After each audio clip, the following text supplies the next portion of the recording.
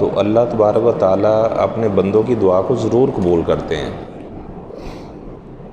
ایسا نہیں ہے کہ اللہ تعالیٰ اپنے بندوں کی دعا کو مسترد کر دیں۔ فرمایا کہ دعا کرنے کا فائدہ ہے، یا تو یہ فائدہ ہوتا ہے کہ فوراً ہی قبول ہو جاتی ہے،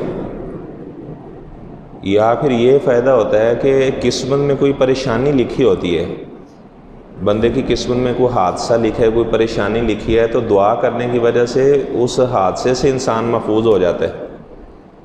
قیامت والے دن بندہ اللہ تعالیٰ کے دربار میں جائے گا اور اسے نیکیاں ہی نیکیاں نظر آئیں گی، وہ کہے گا یا اللہ یہ تو نیکیاں میں نے کی نہیں تھی، تو اسے بتایا جائے گا کہ جو تو مجھ سے دعائیں کیا کرتا تھا، تیری ساری دعاؤں کو میں نے ذخیرہ کر لیا تھا، تو آج تجھے ان دعاؤں کا صلہ دیا جا رہا ہے۔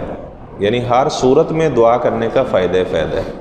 اللہ تعالیٰ سے جو دعا کرتے ہیں اللہ تعالیٰ ان سے خوش ہوتا ہے، جو اللہ تعالیٰ سے دعا نہیں کرتے اللہ تعالیٰ ان سے ناراض ہوتا ہے۔ اور حقیقی بات ہے کہ ایک انفرادی دعا کرنا، ایک اجتماعی دعا کرنا، ایسے لوگ ہوں گے جنہوں نے دو تین دفعہ سارا قرآن مجید پڑھ لیا ہے، اور ظاہری بات ہے وہ جب آمین کہیں گے، ایسی ہماری مائیں اور بہنیں ہیں جو بڑی نیکی تقوی جنہوں نے اختیار کیا ہے، وہ جب آمین کہیں گے اللہ تبارک و تعالیٰ بہت زیادہ، جو بھی اللہ تعالیٰ سے حیا کرتا ہے، حیا دار جب بھی اللہ سے دعا کرتا ہے اللہ اس کی دعا کو قبول کرتے ہیں۔ اور میں سمجھتا ہوں کہ یہ ہجرت صغریٰ آپ کر کے آئے ہیں، جو اعتکاف کے لیے آئے ہیں، گھر بار چھوڑ کر یہاں آ کر 10 دنوں کے لیے بیٹھے ہیں، ادروائز کسی سے پوچھے وہ کہتا ہے ٹائم ہی نہیں ہے۔ کسی رکشے والے سے پوچھ لیں یار 10 منٹ ذرا دے، وہ کہے گا جی میرے پاس ٹائم ہی نہیں ہے، اتنے بیزی ہیں۔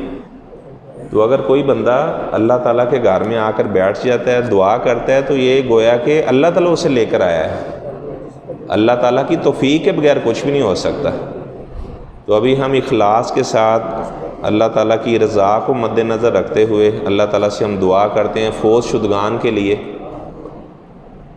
کتنے ایسے لوگ ہیں جن کے والدین دنیا سے جا چکے ہیں، بیچاروں کو صبر ہی نہیں آتا، روزانہ امی کو یاد کرتے ہیں رونا شروع ہو جاتے ہیں، ابا جی کو یاد کرتے ہیں رونا شروع ہو جاتے ہیں۔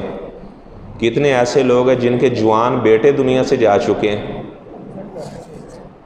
جن کے جوان بیٹے دنیا سے جا چکے ہیں، وہ جب اپنے بچوں کو یاد کرتے ہیں بیچارے ان کو صبر ہی نہیں آتا۔ کتنی ایسی میری بہنوں نے کہا ہے کہ ہمارے پاس اولاد نہیں ہے، آپ ہمارے حق میں دعا کریں اللہ تعالیٰ ہمیں اولاد عطا فرمائے۔ اس طرح کئی میری بہنوں نے کہا ہے کہ ان کی بیٹیوں کے رشتوں کی وجہ سے بڑے پریشان ہیں، تو آپ سب کے حق میں دعا کریں۔ انشاءاللہ ہم اخلاص کے ساتھ دعا کریں گے۔ ظاہری بات ہے اگر ہم کسی کے بارے میں آمین کہیں گے تو فرشتہ ہمارے بارے میں آمین کہے گا۔ اگر ہم کسی کے بارے میں کہہ رہے ہیں یا اللہ اسے صحت دے دے، فرشتہ کہے گا یا اللہ اسے بھی صحت دے دے۔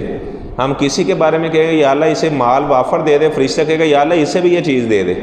اب پتہ نہیں ہماری جو دعا ہے وہ اس کو لگے یا نہ لگے، فرشتے کی آمین ضرور اللہ قبول کریں گے۔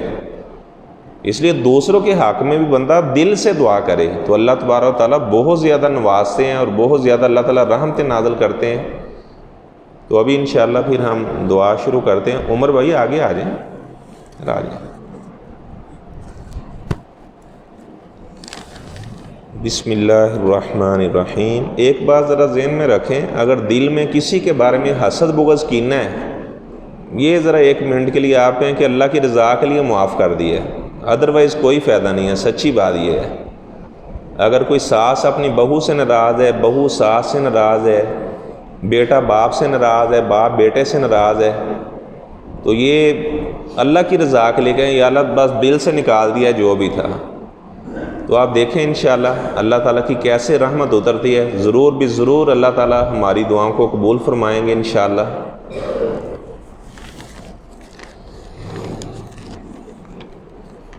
بسم اللہ الرحمن